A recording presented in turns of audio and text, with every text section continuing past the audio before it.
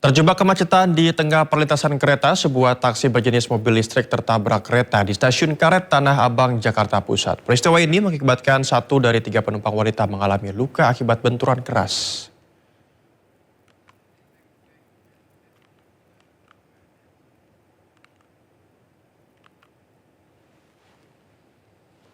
Jakarta Pusat, Senin malam. 3 penumpang wanita yang berada di dalam mobil nampak syok. Bahkan 1 dari 3 penumpang wanita mengalami luka akibat kerasnya benturan. Peristiwa ini bermula saat taksi mobil listrik melaju dari arah Pasar Tanah Abang menuju perempatan Pejompongan. Meski telah melewati perlintasan karet usai palang kereta diturunkan, namun padatnya arus lalu lintas membuat taksi akhirnya terjebak di tengah perlintasan kereta hingga akhirnya tertabrak kereta yang melintas. Penumpang yang terluka kemudian diberikan penanganan medis di ruang kesehatan stasiun. Sementara mencegah terjadinya kecelakaan serupa, petugas stasiun dan dibantu warga melakukan pengaturan lalu lintas di lokasi kejadian. Dari Jakarta, Radisa Jaya, iNews melaporkan. Kemarin baru saja terjadi kecelakaan lalu lintas, yakni taksi Green SM atau biasa kita sebut dengan taksi hijau. Ini tertemper di stasiun Karet Tanah Abang, tepatnya di perlintasan kereta api. Yang dimana kemarin taksi hijau ini melaju dari arah utara menuju ke arah selatan dari Jalan Kiai Haji Mas Mansur, tertemper kereta atau komuter lain dari arah Manggarai menuju Angke. Dan kemarin kejadian terjadi sekitar pukul 20.44 dan kecelakaan ini mengakibatkan bagian belakang mobil taksi hijau ini mengalami kerusakan dan juga 2 penumpang dan 1 sopir ini mengalami luka dan sudah dirujuk ke rumah sakit. Dan kemarin pada saat terjadinya kecelakaan ini taksi hijau yang tertemper komuter lain ini dibantu oleh warga didorong ke tempat yang lebih aman dan memang sampai saat ini juga masih belum disebutkan penyebab apa taksi hijau ini tertemper komuter lain dari arah Manggarai menuju ke arah Angke. Dan bagi para warga yang hendak melintasi perlintasan kereta api, ini dihimbau untuk tetap berhati-hati dan mematuhi peraturan perlintasan kereta api. Jika palang kereta api ini sudah turun dan juga sudah berbunyi, ini diharapkan untuk berhenti dan tidak menerobos perlintasan kereta api. Dari Jakarta, Ismalia Andri Setiawan, iNews melaporkan.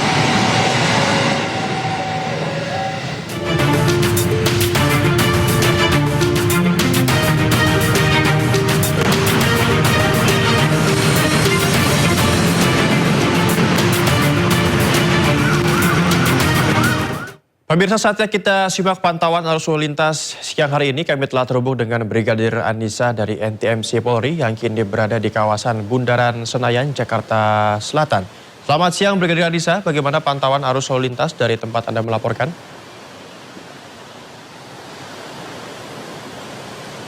Ya baik, terima kasih rekan Novel di studio juga. Selamat siang pemirsa, saya Brigadir Anissa dari NTMC Polri kembali hadir untuk mengajak Anda memantau langsung kondisi arus lalu lintas pada siang hari ini di kawasan Bundaran Senayan.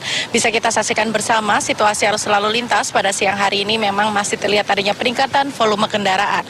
Baik kendaraan dari arah Semanggi ataupun Sudirman yang akan menuju ke kawasan Blok M maupun yang akan berbelok menuju ke arah Panglima Polim. Situasi arus lalu lintas sudah mulai mengalami peningkatan volume kendaraan yang didominasi oleh kendaraan pribadi roda 4 maupun roda 2. Kami himbau bagi para pengendara untuk selalu berhati-hati serta menunggu antrian traffic light tepat di belakang garis stop.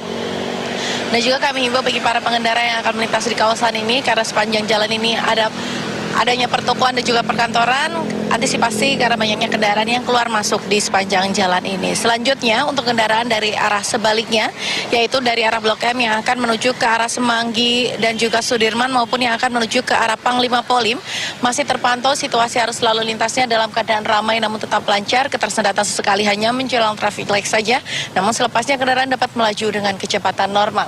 Kami himbau bagi para pengendara khususnya kendaraan roda 2 untuk selalu menggunakan helm berstandar SNI. Dan bagi Anda pengendara roda 4 untuk selalu menggunakan sabuk keselamatan guna keamanan dan juga keselamatan.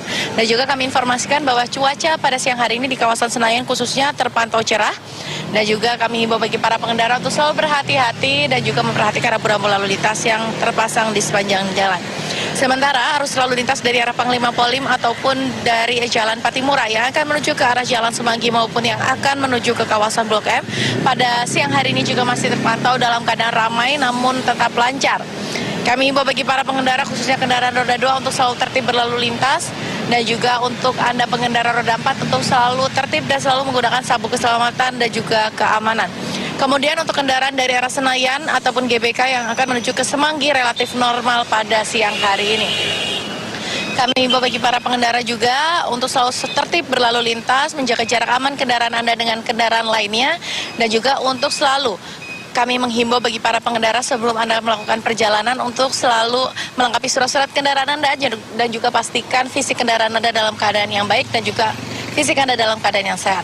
Untuk mengupdate bagaimana kondisi arus lalu lintas terkini, kami siap melayani Anda di nomor 15669. Itulah informasi pada siang hari ini dan salam presisi. Silakan kembali ke rekan di studio. Terima kasih Brigadir Anissa atas laporan Anda. Selamat bertugas kembali. Salam presisi.